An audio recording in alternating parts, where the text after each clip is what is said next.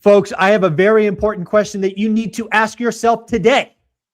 What happens if your income stops for 120 days, folks? I have heard from multiple people in my network and outside my network that layoffs are ramping up. And yes, they are hitting white collar. They are hitting engineers and others. And I just have to ask, what would happen if your income stopped for 120 days or 4 months? Would your lifestyle fall apart? Would you have to take significant downgrades? Folks, if these are scary thoughts, maybe, just maybe, you should start creating plan B so that a loss of 4 months of paychecks would not ruin your life. Bo, I don't know about you, but it is becoming ever prevalent that layoffs are increasing, and it's going to hit more and more people. So what do you think? No money for 120 days? Do people's lives fall apart? Absolutely. Not everyone, but the ones that aren't prepared. So I think that's a great question to ask people or ask yourself. Honestly, you might think, well, on the outside, I look great. I make $200 a year. I live in California. I have a nice big $1 million house. But what would really happen if you didn't make money for 4 or 6 months, right? And if the answer is I would be screwed, you definitely need to do something. And whether it's you buy a franchise, buy a business, start a side hustle, a gateway business, that is what you should ask yourself right now, and what you could do to grow your streams of revenue. I think it comes down to that. Like, that's a simple question. Could you stop working for 6 months today and be comfortable? If not, and you would be struggling and maybe not being able to pay your bills, maybe some of you watching this right now, if you stop for a month, you would be, not able to cover your bills. That's where we have to change the mindset. And I go back to what I learned in a mastermind years ago, which was the 100% rule, 100% rule. Like, you have to start looking at all these things. When I talked last episode about getting a $100,000 installment loan and arbitraging that money, that's one way of maybe making an extra $10,000 or $15,000. What can you do today to create that $500 or $600 or $1,000 a month extra? Could you get into the vending business for $10,000 or $15,000 out of pocket? Sure, it's not going to be immediate gratification. It takes time to get the machines out and to stabilize the business. But just think about these small steps, because I think that's very important to do right now in this world. Yeah, I'm reminded of a couple of things. Again, having been, an executive at companies, having gone through recessions and having to make some very painful decisions on layoffs. Some of the worst days of my life were sitting in boardrooms by myself, looking at spreadsheets, going which 7 or 8 or 9 people I got to whack. And, it can come out of nowhere. And you're absolutely right. I've spent most of my career in the Silicon Valley, and so many people appear to be solid on the outside. They've got the 3 cars, they got the, this, and they got the that, and they got this. But I can tell you, having seen many layoff cycles, most people, and when I say most, I want to say 60%, are financially stressed inside 30 days. And they're making drastic decisions after 60. By drastic, I'm talking about cashing out 401ks. I'm talking about selling stuff off at losses. And it doesn't have to be that way. There are so many people that make more than 6 figures that are living paycheck to paycheck. That is asinine, in my opinion. And again, if you can't go 3 months, 4 months, 6 months without a paycheck, you're doing something fundamentally wrong. You are not setting your family up for success.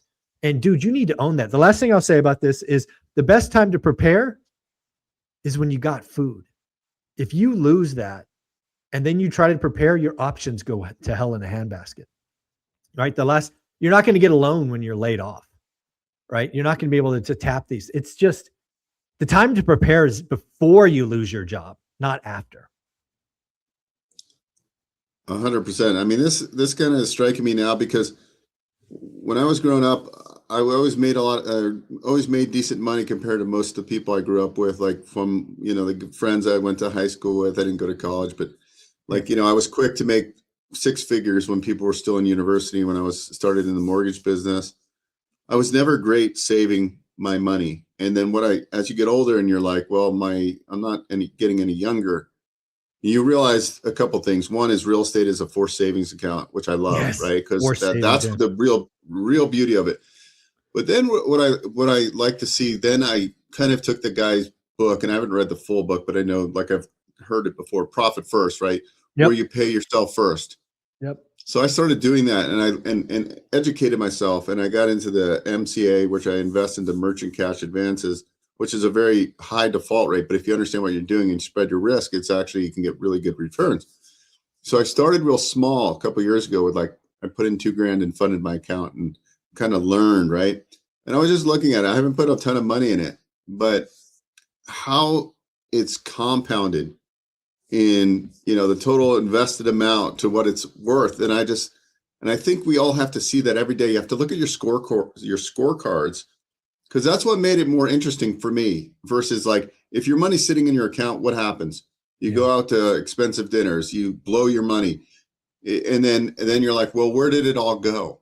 And so, like, if we already know that Uncle Sam is taking 50%, unless you're doing tax strategy, this is why you really have to start planning. And I really go back to the triangle method, that it's not one method. It's continuing the learning process, because whether you're a buyer or a real estate person, you're still in business. You're still, and I believe in the triangle method. If you don't understand all the principles of the triangle, tax strategy, operating business, and real estate, you're missing the boat. So get on the tax strategy or the triangle method, because if you lost your job and you didn't have income for 4 to 6 months, that would bankrupt you.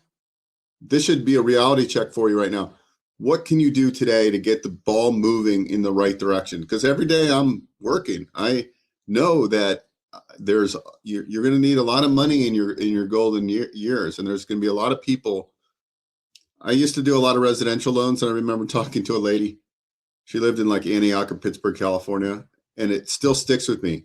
She was living on $1,100, $1,200 in Social Security. That's all the money she had. Her rent in her mobile home was like $900. She had like $200 left over.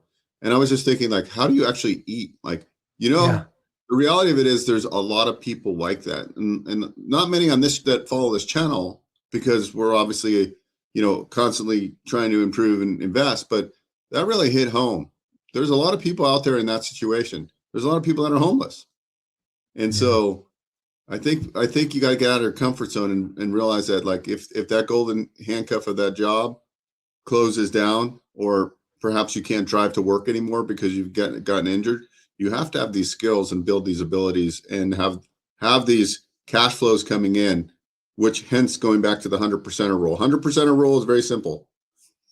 If your total expenditure with fun, food, meals, insurance, mortgage is $6,000 a month, you start working towards having $6,000 a month of semi-passive or passive revenue from real estate investments, through business ownership, et cetera, through, MCAs or whatever you're investing in. Because once you're 100%er, you're like, oh, I could actually stop working and I could carry on with my life.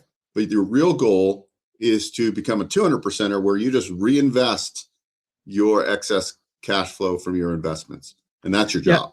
Yeah. A couple more thoughts on that. You brought up the idea of real estate being a forced savings, and I want to take that to the next level. I don't know if people have heard Ryan Pineda talk about how painful it was for him in 23 and 24, where he lost $1 million. The reason he was able to get through that is because he had rental properties. And again, one thing to think about building a portfolio is, if, heaven forbid, you lose your job, those assets can be sold off, and it's not really going to impact your family, right? If all you have is a primary home, and all you have is equity in your primary home, and you lose your job, and that becomes the only thing you could sell to save yourself, that's a shitty conversation, right? But if you have a bunch, 3, 4 single family homes that you picked up, or a duplex, and, heaven forbid you lose your job, you could sell one of those off. Even if you took a discount to get cash quickly, and it doesn't directly impact your family, you could rebuild later.